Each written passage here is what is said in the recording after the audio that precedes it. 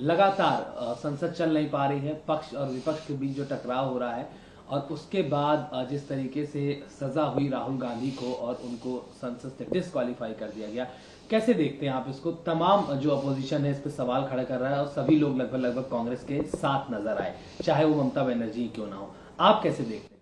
इसके लिए तो मैं अपने रूलिंग पार्टी के फ्रेंड्स का, माननीय प्रधानमंत्री का बहुत एहसान मानूंगा कि उनकी वजह से या उनकी कर्तव्य, उनके हरकतों की वजह से आज अपोजिशन पूरा एक हो गया। जिसकी ज़रूरत थी देश को, लोकतंत्र को ज़रूरत थी, वो अंतोगत्वा एक होता हुआ दिख रहा है। बिल्कुल करीब करीब एक हो चुका है।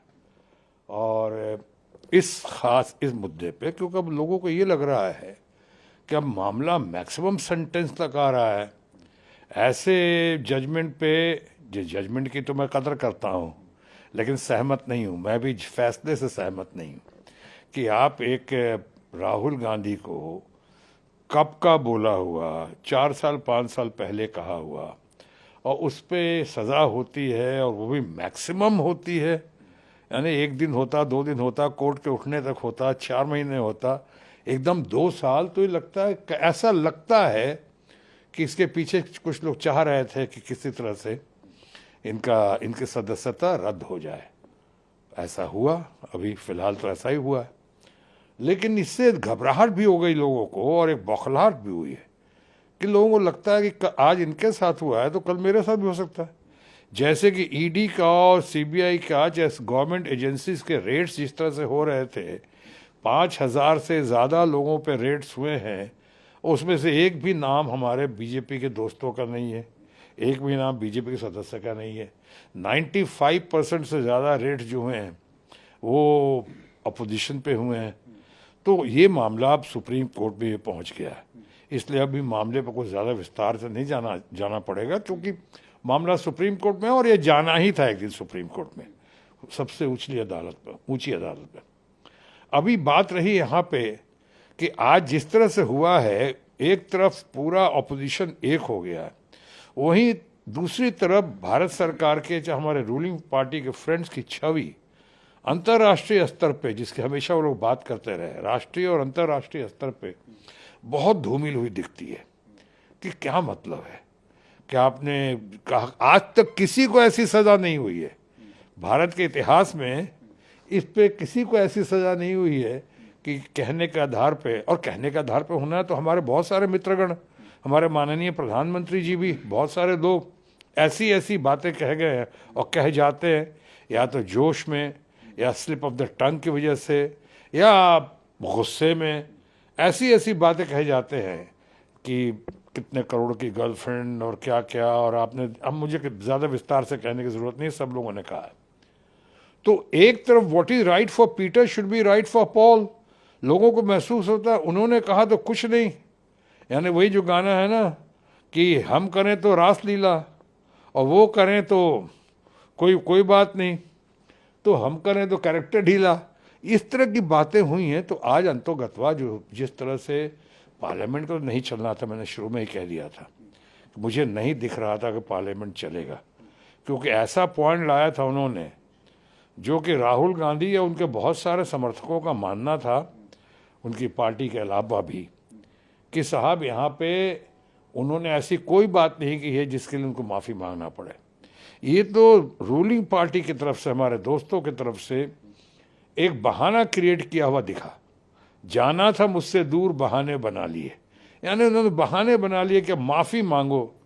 अब ऐसा कैच-22 फंसा कि माफ़ी मांगने, उनको माफ़ी मांगनी थी, न नॉर्मल तेल होता न राधा नाचती, तो नॉर्मल तेल हुआ ही नहीं, उन्होंने माफ़ी मांगा नहीं, उन्होंने कहा हम चलने नहीं देंगे। भारत के इतिहास में पहली बार हुआ कि सत्ताधारी ने, रूलिंग पार्टी ने पार्लियामेंट को नहीं चलने दिया, व्यवधान पैदा किया, रुकावट पैदा की, और आज भी चल रहा है।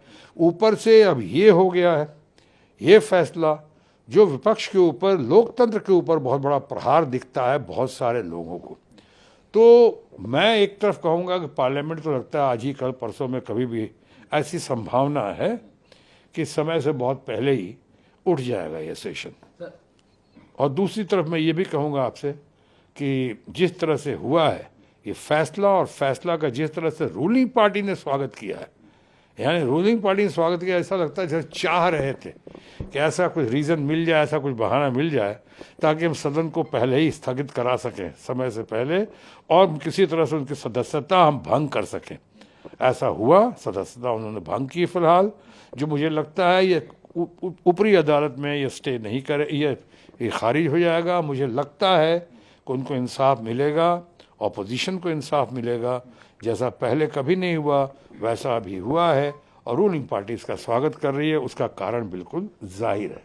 सर, जिस तरीके से इसलिए मैं माफी मांगने वाला नहीं हूँ, आज पूरी कांग्रेस ने राजघाट पे प्रदर्शन किया।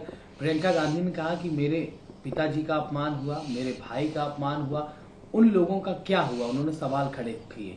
कैसे देखते हैं आप जो क्वेश्चंस उठाए हैं कांग्रेस? यही सवाल तो मैंने भी खड़े किए अभी आपके सामने कि भाई पार्लियामेंट में भी हमने देखा है, नेहरू जी भारत के सही मायनों में चंद राष्ट्र निर्माण में या राष्ट्र निर्माता जिन्हें कहा जाए उनमें से पंडित जवाहरलाल नेहरू जी को भी कहा जाता है। हम सब उनके बहुत आदर करते हैं, सब आदर करते हैं पंडित जी का, नेहरू जी का। और ऐसे नेहरू जी के बारे में क्या क्या पार्लियामेंट में नहीं कहा गया, कितनी बार विरोधाभास पैदा नहीं किया गया है, ऐसी ऐसी बातें कही हैं। और अब तो व्यक्तिगत तौर पे भी उनके बारे में क्या नहीं कहा गया। क्यों कहीं नहीं कहता कि पंडितों का ये अपमान हुआ है, ब्राह्मणों का अपमान हुआ है? अरे ये कोई बात हुई क्या? अभी आप किसी व्यक्ति विशेष के बारे में सही या गलत जो भी कहते हैं वो व्यक्ति विशेष के साथ जाता है। आप अभी हमें नहीं लगता है, किसी को भी नहीं लगता है क्या एक रीज़न, एक पॉइंट निकालने की कोशिश की कि साहब अपमान हुआ है और पिछड़ी जाति का अपमान हुआ है, किसी खास जाति विशेष का अपमान हुआ है? कहाँ उन्होंने कहा किसी जाति विशेष का तो नाम लिया नहीं।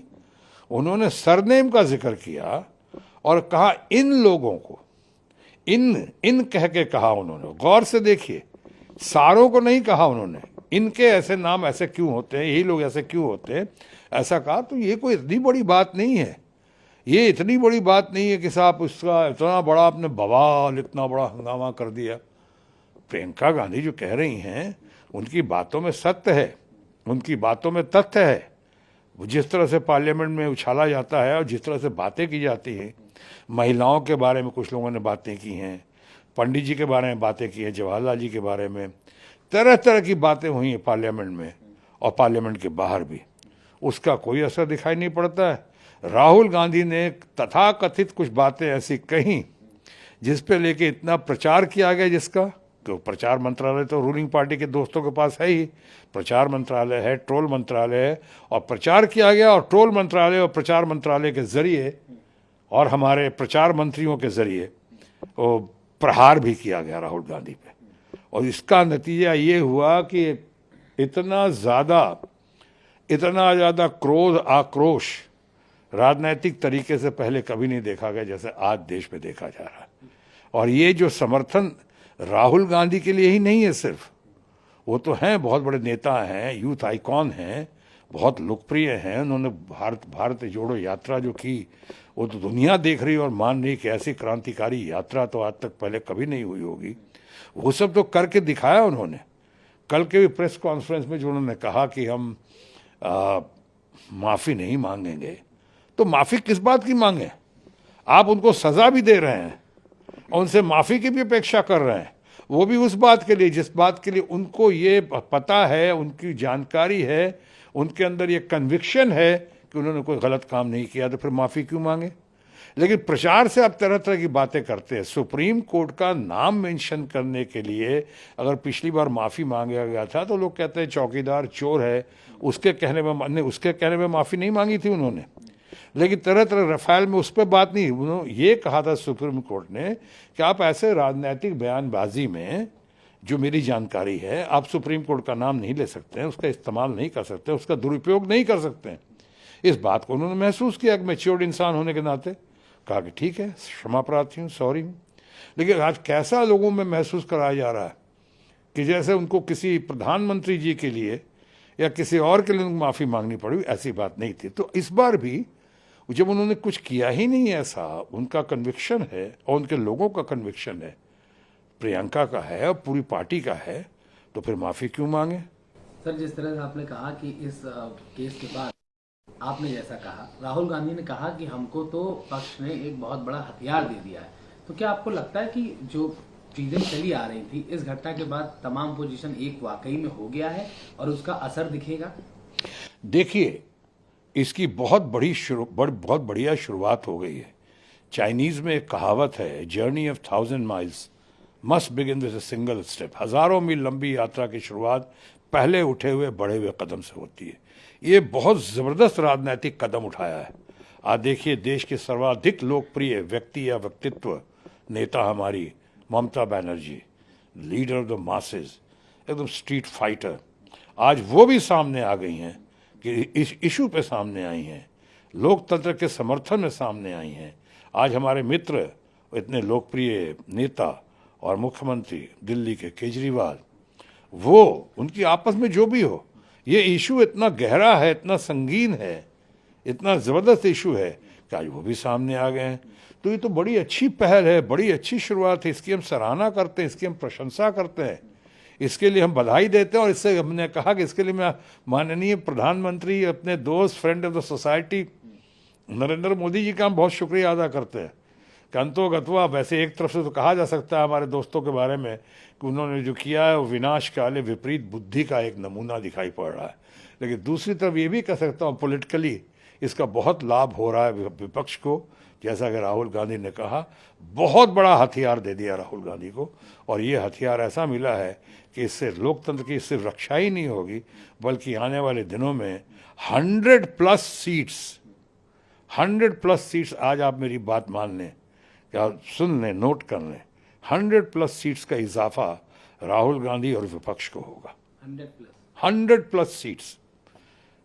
उसमें भारत जोड़ो यात्रा भी शामिल होगी, लेकिन सबसे ज़्यादा जो, अब तो मैं नीम पे करेला नहीं कह सकता, अब कहूँगा सोने पे सुहागा।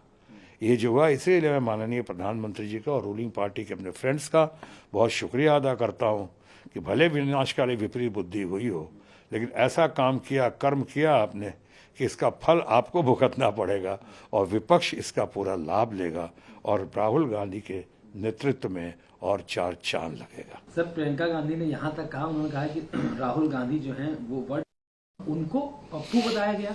बाद में जो लोग उनको पप्पू कह रहे थे, उन्होंने ही कहा कि वो पप्पू नहीं है, बल्कि ऑनेस्ट हैं और अंडरस्टैंड करते हैं चीज़ों को, कॉमन मैन के लिए लड़ते हैं। ये खुद प्रियंका गांधी ने कहा। मैं तो खुद कह रहा हूँ कि इनके पास जो ट्रोल मंत्रालय है, हमारे रूलिंग पार्टी के फ्रेंड्स के पास ट्रोल मंत्रालय है, जो प्रचार मंत्री हैं इनके पास बहुत सारे, प्रधानमंत्री तो हैं ही, प्रचार मंत्री भी हैं, और इस तरह ये जो मंत्रालय चलता है, प्रचार मंत्रालय, इसने बहुत सारी बातें ऐसे की। आपको याद होगा, एक ही टाइम में 2 नाम आया था। एक नाम आया था पप्पू, जो राहुल गांधी पे चिपकाने की कोशिश की गई, और एक नाम आया था फेंकू, जो दिग्विजय सिंह ने कहा था, माननीय प्रधानमंत्री जी के ऊपर लगाया गया था। लेकिन प्रचार मंत्रालय, ट्रोल मंत्रालय उस समय इतना आगे बढ़ गया हमारे मित्रों का, भारतीय जनता पार्टी के दोस्तों का, कि साहब फेंकू को तो गौन कर दिया और पप्पू को इतना आगे बढ़ा दिया। लेकिन आज देखिए, देखते देखते पप्पू, तथा कथित पप्पू, कहाँ से कहाँ पहुँच गया, और कहाँ से कहाँ राजनीति को एक नया मोड़ देते हुए एक नई दिशा दे दी है। वो दिशा विजय की दिशा है, वो जीत की दिशा है, वो दिशा जो है पूरे देश की जनता के प्रति समर्पित दिशा है। ऐसा दिशा कर दिया। और फेंकू, भले फेंकू रहे हों, फेंकू हों ना हो, नाम दिया गया हो, लेकिन आज उनके बारे में नहीं। आज इतना बड़ा कांड हुआ है, और आप देखें खुद भी, जो बहुत सारे मीडिया के बारे में लोग कहते हैं कि गोदी मीडिया है, कि मोदी मीडिया है, लेकिन आज गोदी मीडिया और मोदी मीडिया भी आप खुद देख ले, ज़्यादा किसकी बात कर रहे हैं। अंतोगत्वा उनके अंदर भी साहस का संचार हुआ है, और आज वो खुलकर सरेआम इस ज्यादती के खिलाफ बोल रहे हैं जो राहुल गांधी के साथ हुआ है इतनी जल्दी आनन फानन में। और राहुल गांधी के प्रति उनकी सहानुभूति, उनका प्यार, उनकी संवेदना, उनका रुख, रवैया, सब आज राहुल गांधी और विपक्ष के प्रति हो गया दिखता है। सर, आपने इतने कॉन्फिडेंस से कहा और सीटें आपने बता दी, तो लगता है कि कांग्रेस की सीटों में इजाफा होगा या पूरे विपक्ष का? हमने कहा इस घटना के बाद राहुल गांधी और विपक्ष को जो अपनी सीटें ला रहे थे भारत जोड़ो यात्रा के, भारत जोड़ो की यात्रा में हमने कहा था आपको, अगर याद हो, आपको भी कहा था शायद, हमने कहा था कि more than double the seats Congress हासिल करेगी, मोर देन डबल। मैं इस मामले में बहुत कम बोलता हूँ, मैं कोई सेफोलॉजिस्ट नहीं हूँ, लेकिन मुझे इतने सालों का अनुभव है भ्रमण का, भारत भ्रमण का, नंबर 1 और सबसे पहला भारत का स्टार कैंपेनर रहने के नाते शायद जितनी स्टार कैंपेनिंग और जितने लोगों के लिए मैंने की है, उसमें महान अटल बिहारी वाजपेयी भी रहे, उमा भारती रहीं, कि अडवाणी जी रहे, जिसका नाम लें आप, जसवंत सिंह से लेके यशवंत सिन्हा जी हो, जितने लोगों का हमने किया है, चाहे वसुंधरा राजे सिंधिया हो, तो इसका मुझे एक तजुर्बा है, एक अनुभव है। उस पर हमने कहा था भारत जोड़ो यात्रा के बाद कांग्रेस की सीटें मोर देन डबल होने की संभावना थी। और आज ये जो प्रकरण हुआ है, जिसे कुछ लोग कांड भी कह सकते हैं, इसके बाद तो मुझे लगता है राहुल गांधी की जो सीटें आएंगी, उनकी वजह से जो सीटें आएंगी, उसके साथ साथ विपक्ष का, जिसमें हमारी ममता बनर्जी जो 2024 में ज़रूर एक बहुत बड़ी गेम चेंजर बनकर उभर रही हैं, इन सब को मिलाकर आप कम से कम उसमें 100+ सीटों का इजाफा होगा।